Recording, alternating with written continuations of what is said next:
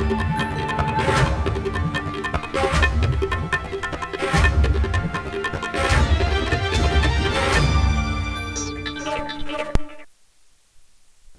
Break के बाद एक बार फिर से स्वागत है आप सभी का। बढ़ते आगे, देश इस वक्त कोरोना वायरस के संकट से गुजर रहा है और लॉकडाउन के कारण कारोबार पर इसका बड़ा असर पड़ा है। इस संकट के बीच पिछले करीब 10 दिन से हर रोज पेट्रोल और डीजल के दामों में बढ़ोतरी की जा रही है और इस मसले पर कांग्रेस अध्यक्ष सोनिया गांधी ने प्रधानमंत्री नरेंद्र मोदी को चिट्ठी लिखी है। सोनिया गांधी ने लिखा है कि संकट के वक्त में भी आपकी सरकार लगातार दाम बढ़ा रही है और इससे सैकड़ों करोड़ रुपए भी कमा चुकी है। सोनिया की मांग है कि सरकार तुरंत बढ़े हुए दामों को वापस ले। सोनिया गांधी ने अपनी चिट्ठी में लिखा है कि सरकार ने लॉकडाउन के बीच पेट्रोल डीजल के दाम बढ़ाकर करीब 2.6 लाख करोड़ रुपए कमा लिए हैं। ऐसे वक्त में जब लोग संकट में है तब इस तरह दाम बढ़ाना उन पर और भी संकट पड़ रहा है। ऐसे में सरकार का फर्ज बनता है कि लोगों के संकट को दूर करे। कांग्रेस अध्यक्ष ने लिखा कि मुझे समझ नहीं आ रहा कि जब देश में इतनी नौकरियां जा रही हैं और लोगों को जीने तक का संकट आ रहा है तब सरकार इस तरह पैसे क्यों बढ़ा रही है। आज क्रूड ऑयल का दाम लगातार घट रहा है और सरकार ने पिछले 6 साल में लगातार दाम बढ़ाए हैं। सोनिया गांधी ने प्रधानमंत्री नरेंद्र मोदी से अपील की है कि वो तुरंत इन बढ़े हुए दामों को वापस ले और आम लोगों को राहत पहुंचाए।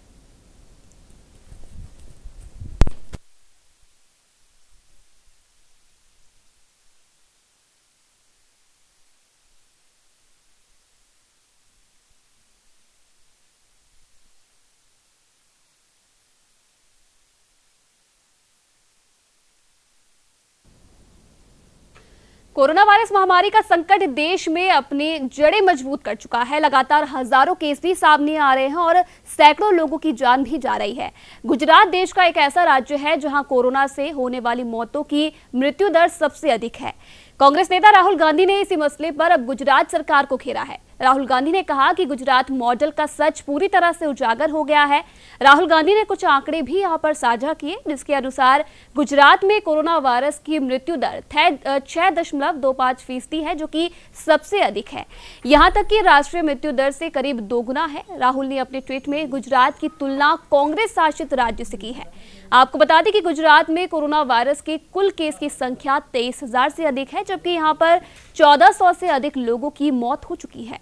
कुल मामलों के हिसाब से गुजरात टॉप 5 प्रभावित राज्यों में शामिल है। गुजरात को लेकर कई बातें अब तक सामने आई है जहां पर किसी को अस्पताल में बेड मिलने में आ रही दिक्कतें, टेस्टिंग को लेकर खड़े हो रहे सवाल, वक्त पर अस्पताल में भर्ती न करने जैसी शिकायतें लगातार मिल रही है। गुजरात में सबसे अधिक प्रभावित अहमदाबाद है। पूरे राज्य के करीब 70% मामले इसी शहर में से हैं।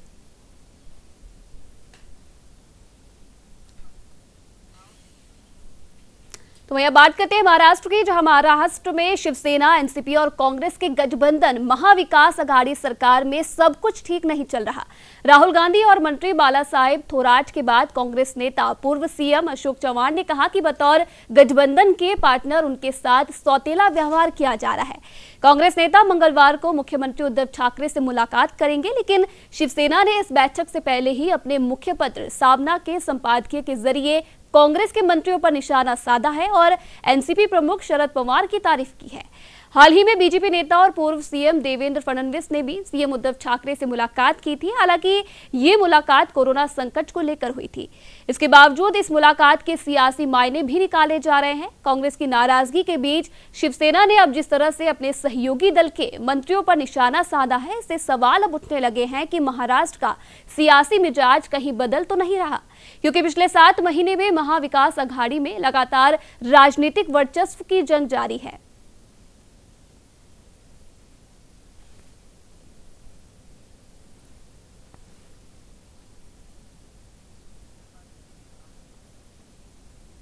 तो वहीं दूसरी तरफ शिवसेना के मुखपत्र सामना में मंगलवार को कांग्रेस के 2 आला नेताओं ने अशोक चव्हाण और बाला साहेब थोराट पर निशाना साधा है। शिवसेना के हमले के बाद भारतीय जनता पार्टी ने महाविकास आघाड़ी को घेरा है। बीजेपी ने सामना के संपादकीय का हवाला देते हुए कहा कि इन्हें महाराष्ट्र में कोरोना की वजह से जान गंवाते लोगों की फिक्र नहीं है, बल्कि केवल कुर्सी की चिंता है। बीजेपी के प्रवक्ता राम कदम ने मंगलवार को कहा कि ये लोग पुरानी घाट की आवाज पर बात कर रहे हैं, लेकिन दुख की बात यह है कि इन्हें महाराष्ट्र के अस्पतालों में बेड की कमी के चलते कोरोना मरीजों की मौत की कोई चिंता नहीं।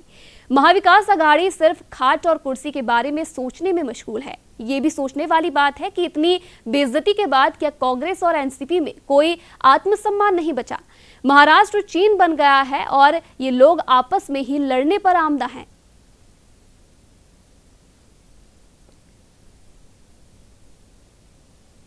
तो वहीं अगली खबर राष्ट्रीय राजधानी दिल्ली से है, जहां दिल्ली के स्वास्थ्य मंत्री सत्येंद्र जैन की तबीयत बिगड़ गई है। मंगलवार को उन्हें दिल्ली के राजीव गांधी सुपर स्पेशलिटी अस्पताल में भर्ती कराया गया है।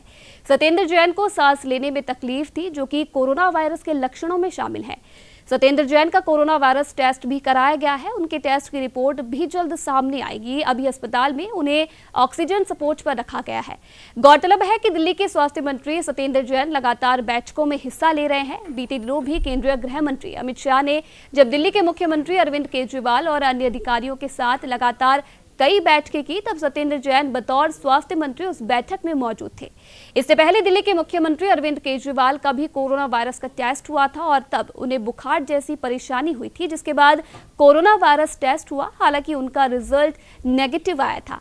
तो वहीं मंगलवार सुबह तक के आंकड़ों के मुताबिक दिल्ली में अब तक कोरोना वायरस के कुल 42,829 मामले हैं, जबकि अब तक 1400 लोगों की मौत हो चुकी है।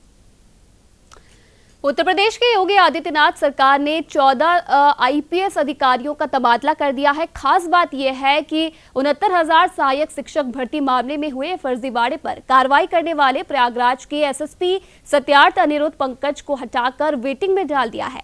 अब उनकी जगह अभिषेक दीक्षित को प्रयागराज का नया एसएसपी बनाया गया है। इसके अलावा अनंत देव को एसएसपी डीआईजी कानपुर से डीआईजी एसटीएफ बनाया गया है। दिनेश कुमार पी को एसएसपी सहारनपुर से, एसएसपी कानपुर एस चनप्पा को एसपी शाहजहांपुर से, एसएसपी सहारनपुर एस आनंद को एसपी अपराध डीजीपी मुख्यालय से एसपी शाहजहांपुर की जिम्मेदारी दी गई है। तो वहीं आरपी सिंह को एसपी एसटीएस लखनऊ से, एसपी सीतापुर एलआर कुमार को एसपी सीतापुर से डीआईजी सतर्कता अधिष्ठान लखनऊ, विक्रांत वीर को एसपी उन्नाव से एसपी हाथरस, गौरव बंसवाल को एसपी हाथरस से एसपी अपराध डीजीपी मुख्यालय, रोहन पी कनय को एसपी साइबर क्राइम लखनऊ से एसपी उन्नाव बनाया गया है। तो वहीं जम्मू और कश्मीर के शोपिया जिले के तुर्कावन ग्राम इलाके में हुए मुठभेड़ में 3 आतंकी ढेर हो गए हैं। इस दौरान सुरक्षा बलों ने पहले आतंकियों को अपने जाल में फंसाया, फिर ढेर कर दिया। तो वहीं इससे पहले सुरक्षा बलों को इलाके में आतंकी छिपे होने की इनपुट मिले थे, जिसके बाद सुरक्षा बलों ने इलाके में सर्च ऑपरेशन चलाया, जहां मुठभेड़ में 3 खूंखार आतंकी मार गिराए गए हैं।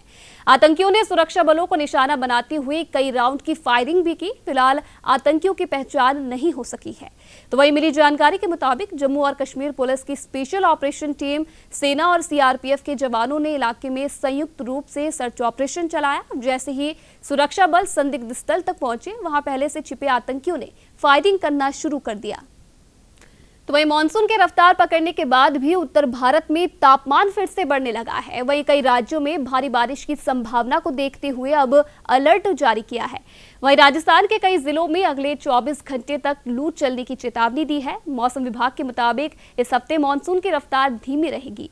इसके बावजूद महाराष्ट्र और गुजरात में भारी बारिश का अलर्ट जारी किया गया है। मौसम विभाग के मुताबिक कोंकण और मुंबई में मंगलवार को भारी बारिश होने की संभावना है। एक तरफ मौसम की मार से लोग बेहाल हैं और बढ़ता तापमान लोगों के पसीने निकाल रहा है, तो वहीं गुजरात में मौसम कहर बरपा रहा है।